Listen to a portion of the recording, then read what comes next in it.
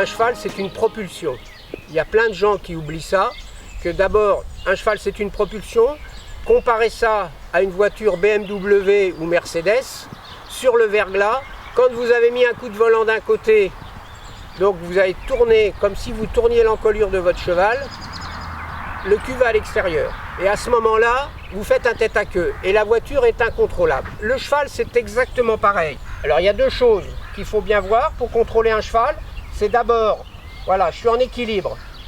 Si mon cheval baisse la tête, je suis en déséquilibre vers l'avant. Ça, c'est le cheval qui se met sur les épaules. Petit à petit, quand le cheval va vieillir, qu'on va pouvoir le redresser, on le remet en équilibre en levant l'encolure, d'accord, la tête, la nuque de votre cheval se lève. À ce moment-là, vous avez toutes les chances d'abaisser les hanches. Si le dos est fort, ça vous l'avez fait au départ, ok? Alors, ensuite, l'autre grand principe, c'est celui de la Mercedes sur le verglas, c'est que si vous mettez un coup de volant à gauche, vous voyez que le cul part à droite.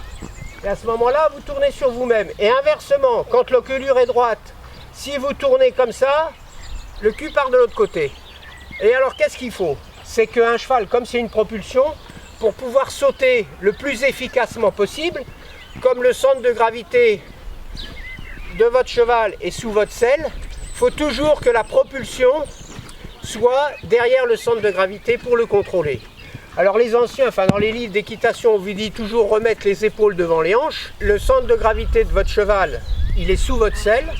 Et pour contrôler votre cheval, il faut toujours que le centre de gravité soit devant la propulsion.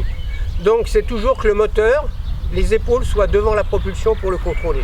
Pour les chevaux de concours hippique, le tout c'est de travailler quelque chose qui va vous servir en concours. Or, de quoi est-ce qu'on a besoin pour aller au concours? C'est un cheval qui est en équilibre dans le galop, qui est facile à monter, qui va se laisser placer, donc qui ne va pas tirer devant la barre, qui va rester à l'écoute, qui est capable d'accélérer. Vous faites un barrage, vous allez à fond. En 3 foulées de temps, vous devez être au petit galop à 2 à l'heure.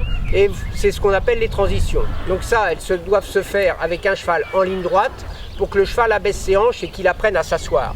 Le but, c'est de faire d'un herbivore qui est calné par terre et qui mange de l'herbe, un cheval de concours. Prend toujours ça comme exemple, de finir comme un kangourou, d'être capable d'abaisser ses hanches et d'avoir un ressort sous les pattes. Un saut qui est une élévation, qui n'est pas un saut horizontal. Là, on peut très bien comparer le cheval de course et le cheval de concours hippique.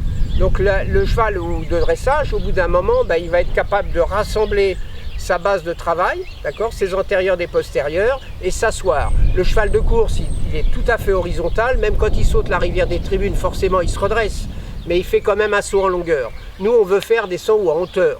Alors les auxerres, c'est hauteur-largeur, mais il faut déjà asseoir, avoir de la force dans le dos pour pouvoir aller derrière un gros auxerre. L'équilibre, qu'est-ce que c'est que l'équilibre? C'est un truc qui tient debout tout seul, d'accord? Là, ma cravache, elle est en équilibre, elle tient sur le là. Là, elle est en perte d'équilibre vers l'avant. Ça, c'est le cheval qui va sur les épaules. Et ça, elle est en équilibre arrière, c'est le cheval qui ne veut pas avancer. Et nous, cavaliers, ce qu'il faut, c'est toujours que votre cheval il soit devant, capable d'aller devant, etc.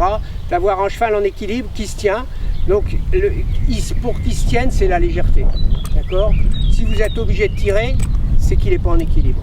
Donc ça, la recherche de la légèreté, et c'est dans le dressage la même chose, c'est faire un cheval qui se tienne tout seul. Donc là, quand ils sont jeunes, ils tirent toujours un petit peu vers le bas. Donc là, ce que je vais vous montrer, c'est un petit peu les variations d'équilibre, ce qu'on cherche à faire petit à petit, à asseoir son cheval, le remettre sur les hanches. Donc je pars déjà d'un galop normal, et je vais le rassembler. Voilà. Là, c'est un galop normal, mais je peux lâcher les rênes. Mon cheval, il est en équilibre, puisqu'il ne prend pas de vitesse. Il est à l'écoute, il est parfait pour moi là. Avant de faire les choses rapidement, il faut déjà que les chevaux le fassent sous le contrôle et dans la décontraction et l'obéissance progressive, avant de faire les choses rapidement. Donc, c'est comme le pianiste qui, avant de jouer Mozart, etc. très rapidement, il a d'abord fait des gammes et il a fait ta ta ta ta ta ta ta ta ta ta ta. Doucement, il l'a répété je ne sais pas combien de fois dans sa vie et petit à petit ça monte dans la difficulté. Donc à cheval c'est pareil.